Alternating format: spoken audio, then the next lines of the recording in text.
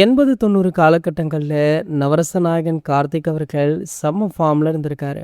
அப்போது அவருடைய படங்கள் மட்டுமல்ல, பாடல்களுமே மிகப்பெரிய அளவுல வெற்றி பெறும். தற்போது வரைக்குமே அவர் ஒரு சில படங்கள் நடித்துக் கொண்டுதான் இருந்தாரு. சமீபத்துல தான் அவருடைய உடல்நிலை சரியில்லை அப்படின்றத கருதி தொடர்ந்து சினிமா படங்கள் நடிப்பதை ஸ்டாப் பண்ணிட்டாரு. ஒரு சில மாதங்களுக்கு முன்பாக கூட இவருடைய உடல்நிலை மிகவும் மோசமாக உள்ளது அப்படின்ற செய்தி வெளியாச்சு. இதனைத் தொடர்ந்து அவருடைய மகனான கௌதம் கார்த்திக் அவர்கள் அப்பாவுடைய உடல்நிலை பரவாயில்லை அப்படின்னு பேட்டியுமே கொடுத்திருந்தாரு. இருந்தாலுமே ஒரு சில சினிமா ஊடகங்கள், பத்திரிகைகள் தொடர்ந்து கார்த்திக் அவர்களுடைய உடல்நிலை மிகவும் மோசமாக இருக்கு அப்படின்னு எழுத ஆரம்பிச்சாங்க. ஆகையால பாத்தீங்கன்னா அதற்கு பதிலடி கொடுக்கும் விதமாக நவரச நாயகன் கார்த்திக் அவர்களே ஒரு வீடியோ ஒன்றை வெளியிட்டிருந்தாரு. அதனை அடுத்து ரசிகர்களுமே குஷியானாங்க.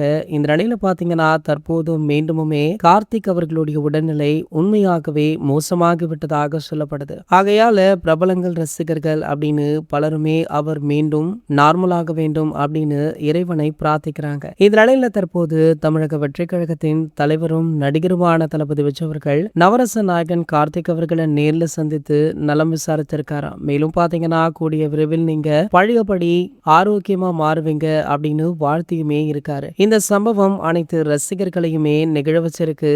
தமிழக சட்டமன்ற தேர்தலுக்கு இன்னும் ஒரு சில வாரங்களே உள்ள நிலையில இந்த பிஸி ஷெட்யூல்லையுமே கார்த்திக் அவர்களை நேர்ல சந்தித்து ஆறுதல் கூறியிருப்பது அனைவரையுமே நிகழ வச்சிருக்கு. இது போன்ற செய்திகளை பத்தி நீங்க உடனே தெரிஞ்சுக்க நம்மளுடைய சேனலை மறக்காம சப்ஸ்கிரைப் பண்ணிக்கோங்க.